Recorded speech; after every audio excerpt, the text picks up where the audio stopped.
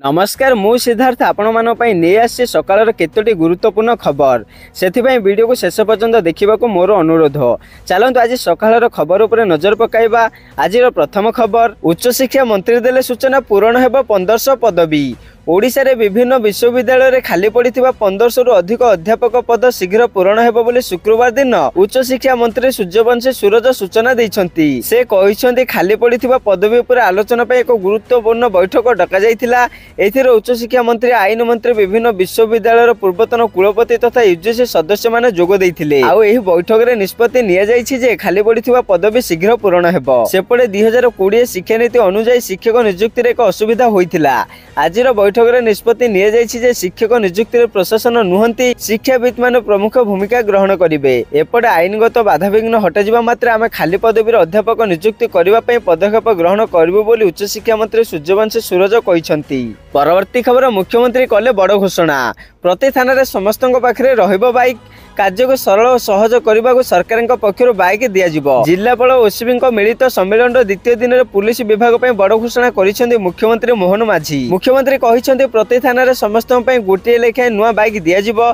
प्रत्येक पुलिस अधिकारी निज ना रे बाइक नेबे। एपटे खूब शीघ्र 9000 बाइक दिज्व। तासह प्रति थाना को आउ गोटे लेखाएं 4 चकिया गाड़ी दिज्व। एपटे एही अवसर में मुख्यमंत्री पुलिस रे खाली पड़िथिबा पदवी पूरण हेबो बोली प्रतिश्रुति देई कहिसंती। 2298 होमगार्ड को पुनः नियुक्ति ने निष्पत्ति होईछि। सेहीपरि होमगार्ड को मृत्यु हेले प्रोत्साहन सह परिवार जन को चाकरी देबाको योजना रहिछि बोली कहिसंती मुख्यमंत्री। परवर्ती खबर, पाणीपाग को नहीं आसला बड़ खबर। राज्य रे आसंता 30 तारिख जाए पाग सुखिला रहि पारे बोली जणा पड़िछि।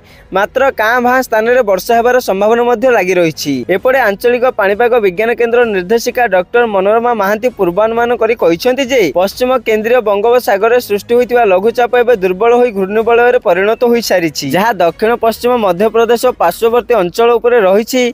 फल ओडिशा रे वर्षा हेबार संभावना यथेष्ट कम। मात्र वर्षा हेले भी विशेष वर्षा हेब नाही बोली पाणीपाग विभाग आकलन करिछि। परवर्ती खबर, अर्थमंत्री निर्मला सीतारमण को नारे पंजीकृत हेबो एतला।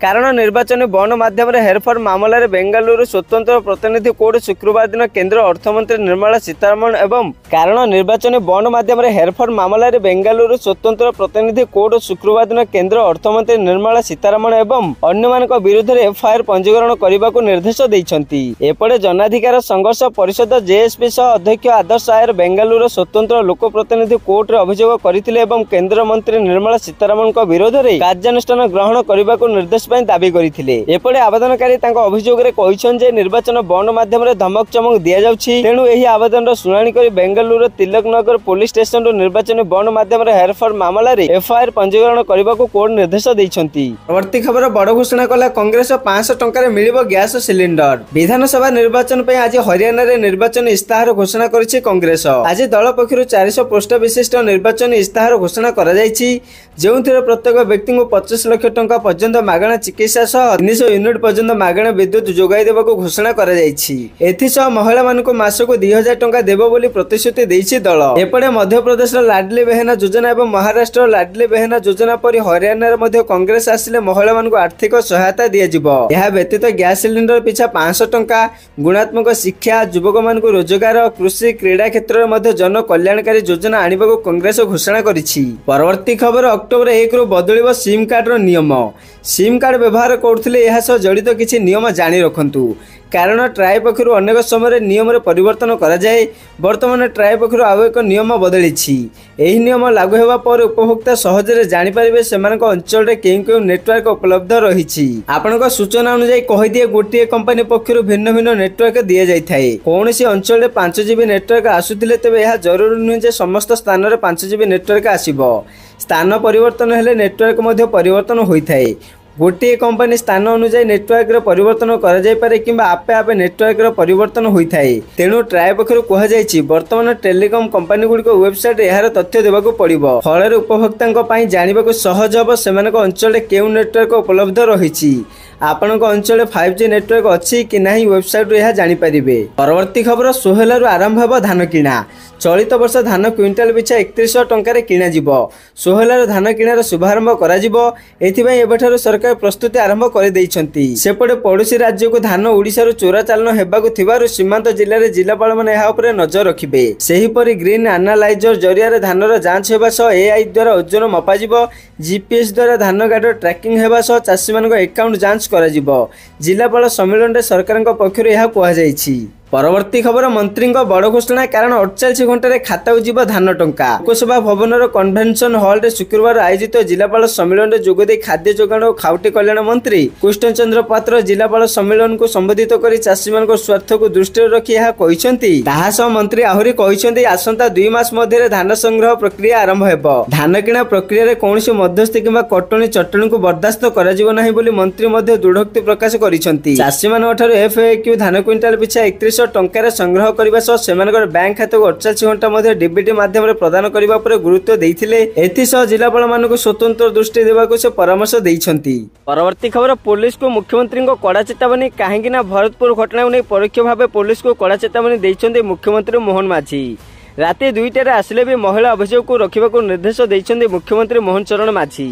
यह सप्ताहक मध्य महिला विरोधी हिंसार तथ्य देवाक डीजीपी को निर्देश देइछंती। सेपटे भरतपुर थाना घटना आज गुजरात जीव क्राइम ब्रांच टीम। भरतपुर थाना निलंबित थाना अधिकारी और अन्य 4 जन निलंबित पुलिस अधिकारी को नहीं रविवार दिन गुजरात अभिमुखे बाहर क्राइम ब्रांच टीम बोली सूचना मिली। परवर्ती खबर अमेरिकार 6टी राज्य जरूरीकालीन स्थिति लगिला। अमेरिकार फ्लोरिडा रे गुरुवार राति लैंडफॉल करिछि बात्या हेलेने। यार प्रभाव में प्रति घंटे 225 किमी बेगर पवन बहुछि। तेणु 12टी राज्य में यार प्रभाव देखा मिली। एपटे 39 जनकर मृत्यु घटी 1,20,00,000 ऊर्ध्व लोक प्रभावित सेहीपरि फ्लोरिडा समेत Georgia, north Carolina, south Carolina, Virginia और आलबामा रे जरूरीकालीन स्थिति घोषणा करा जायछि। एही राज्य गुड़िक 1000 ऊर्ध्व विमान बातिल करा जायछि एवं 4000 अधिक विमान सेवा बाधाप्राप्त होइछि। परवर्ती खबर मुख्यमंत्री को नहीं आसिला बड़ खबर। 2 दिनिया झारखंड गस्तर जिबे मुख्यमंत्री। सेप्टेम्बर 30 एवं अक्टोबर 1 तारिख में मुख्यमंत्री झारखंड गस्त कार्यक्रम रही। सेप्टेम्बर 30 तारिख में पश्चिम सिंहभूमर जगन्नाथपुर जिबे। एपटे अक्टोबर 1 तारिख में चाईबासार कोहलान जिबार कार्यक्रम रही। सेठारे बीजेपी परिवर्तन यात्रा सामिल हेबे मुख्यमंत्री कारण आगको झारखंड निर्वाचन थिबारु मुख्यमंत्री गस्त को नहीं चर्चा जोर धरिछि। सूचना अनुसार उभय स्थान में अधिक ओडिया भाषाभाषी बसवास करती। परवर्ती खबर दल को मजबूत करने अंटा भिड़िले बीजेडी सुप्रीमो। बीजेडी को पुणी थे छिड़ा करने को दलर सभापति नवीन पट्टनायक पूरा दम लगाई देइछंती।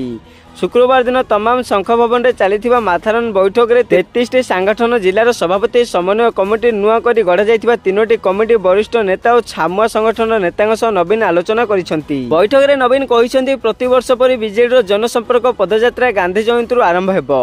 अक्टोबर 6 रे प्रथम पर्याय कार्यक्रम सरिबो। पूजा पर द्वितीय पर्याय पदयात्रा अक्टोबर 21 रु 30 पर्यंत चलिबो।